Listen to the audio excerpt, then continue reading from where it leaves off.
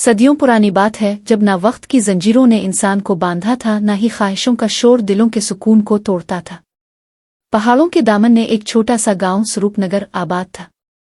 ये गांव सरसब्ज और शादाब वादियों, बहते चश्मों और चांदनी रातों में झिलमिलाती पहाड़ियों की सरजमीन था। यहाँ के लोग सादा दिल मगर अकीदत से भरे हुए थे। हर आफत में वो एक ही हस्ती को पुकारते थे, साधु पर भानातमा। साधु पर भानातमा कोई आम फकीर न था। कहा जाता था कि इसके पास वक्त को रोकने की, ख्वाबों को हकीकत बनाने की और रूहों से हमकलाम होने की सलाहियत थी। वो एक सुनसान गार में रहता था जो वादी के सबसे ऊंचे पहाड़ की छाती में वाक़ थी। सफ़ेद धोती, लंबे बाल और आंखों में वो चमक जैसे किसी और दुनिया का बासी हो। इसी गांव में रहती थी एक कनवारी लाल की चांदनी। इसका हसन वादी के चांद से बढ़कर था।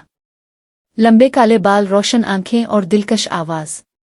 लेकिन हसन ही इसकी पहचान न था। वो अपने ख्वाबों में अजीब दुनिया देखती थी, ख्वाब जो अक्सर सच हो जाते। एक रात चांदनी ने ख्वाब में देखा कि वो एक पुरानी गार के दरवाजे पर खड़ी है और एक साधु इसे अपनी तरफ बुला रहा है। इसके हाथ में एक सफ़ेद कनवल है जिससे नूर फूट रहा है। ख्वाब से जागकर चांदनी के दिल में एक इस्तराब पैदा हुआ, जैसे कोई अनदेखे रिश्ते ने इसे पुकारा हो। अगली सुबह वो अपनी माँ से इजाज़त लेकर जंगल की राह ली। दरख्तों के साए, परिंदों की आवाज़ें और ज़मीन की खुशबू, सब कुछ जैसे किसी राज का हिस्सा हो। घंटों चलने के बाद वो गार के दरवाजे पर पहुंची, बिल्कुल वैसा जैसा ख्वाब में देखा था। दरवाजे पर पहुंचकर उसने साधु का नाम पुकारा। चंद लम्हे बाद धुएं की एक मध्यम लकीर उठी और साधु पर भानातमा आंखें बंद किए बाहर आया, जैसे वो पहले ही जानता हो कि चांदनी आने वाली है। इसकी निगाह चांदनी पर पड़ी तो एक लम्हे को वक्त जैसे थम गया। चांदनी ने पूछा, क्या आपने मुझे बुलाया था? साधु ने मुस्करा कर कहा, नहीं बेटी, मैंने तो तुम्हें सदियों से याद रखा है। चांदनी साधु की बात सुनकर साकित रह गई। इसने कभी ऐसा जुमला किसी मर्द से नहीं सुना था, और ये जुमला किसी आम मर्द का नहीं, इस साधु का था जिसकी बातों में सदियों का सुकूत बोलता था। सदियों से याद रखा है, वो धीरे से बोली जैसे खुद से पूछ रही हो। साधु पर भानातमा की आंखों में एक ऐसी रोशनी थी जिसमें सिर्फ बसारत नहीं, बसीरत भी थी। इसने चांदनी को इशारा किया कि वो गार के अंदर आ जाए। गार अंदर से कोई आम जगह नहीं थी। वहां दीवारों पर कदीम रस्मुल खत में मंत्र लिखे थे। कंदीलों की मध्यम रोशनी में सुनहरी रोशनी रक्स कर रही थी और मरकज में रखा था एक सफ़ेद कनवल, बिल्कुल वही जो चांदनी ने ख्वाब में देखा था। ये कनवल तुम्हारे इंतजार में है, चांदनी उस साधु ने कहा। क्यों? क्योंकि तुम्हारी रूह मेरी रूह से जाग है। तुम वो हो जिसने मेरे हर जन्म में मुझे याद किया, और मैं वो हूं जिसने हर बार तुम्हें खो दिया। चांदनी का दिल किसी नामालूम तूफान से लरजने लगा। इसने अपनी हथेली पर वो सफ़ेद कनवल रखा और लम्हा भर में जैसे पूरी गार रोशनी से भर गई। एक लम्हे को चांदनी को यूं महसूस हुआ जैसे वो जिस्म से आज़ाद हो गई हो। इसकी आंखों के सामने एक के बाद एक पिछले जन्म के मनाजिर गुजरने लगे। कभी वो एक महारानी थी, कभी एक बंजान, और हर जन्म में वो इसी साधु को किसी न किसी रूप में चाहती थी। चांदनी की आंखों से आंसू बहने लगे। तो ये सब सच है? मैं तुम्हें जानती हूँ, तुम मेरे दिल में पहले से थे।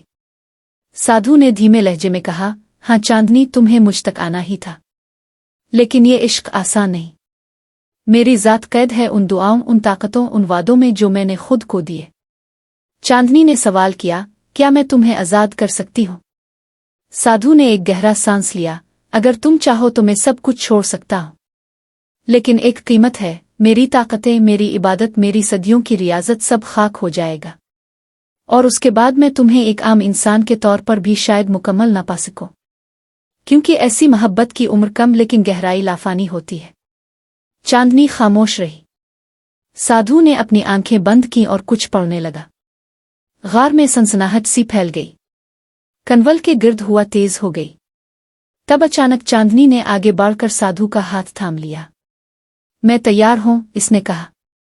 साधु पर भानातमा और चांदनी अब हर रोज मिलने लगे। गार उनके वसल का खामोश गवाह बन गया।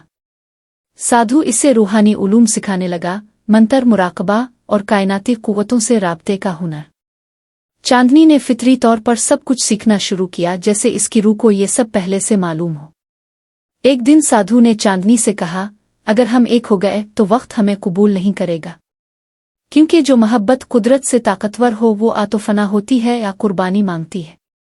चांदनी ने आहिस्ता से जवाब दिया, तो हम फना हो जाएं, मगर एक लम्हा तो ऐसा हो जिसमें हम मुकम्मल हों।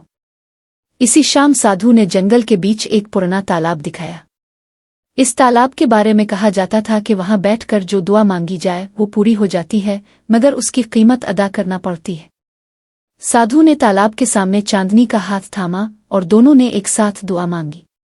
एक कायनात के निगहबान, हमें वो लम्हा दे जिसमें हम एक हो सकें, चाहे बाद में हमें वक्त भला दे। तालाब की सतह पर रोशनी का एक दायरा फैल गया। पानी से एक नुकरई शुआ निकली और दोनों के जिस्मों पर लिपट गई। इस लम्हे में साधु की तमाम बातिनी ताकतें चांदनी में मुंतकिल हो गईं और वो खुद एक आम इंसान बन गया। चांदनी ने पूछा, अब क्या होगा? साधु ने सर झुकाया, अब हम एक दिन, सिर्फ एक दिन के लिए साथ रह सकेंगे। फिर आ तो मेरी रूह राख हो जाएगी, आ तुम हमेशा के लिए इन ताकतों के साथ किसी और जहान की कैदी बन जाओगी। चांदनी मुस्कुराई, एक दिन, एक लम्हा अगर वो तुम्हारे साथ हो तो पूरी जिंदगी के बराबर है।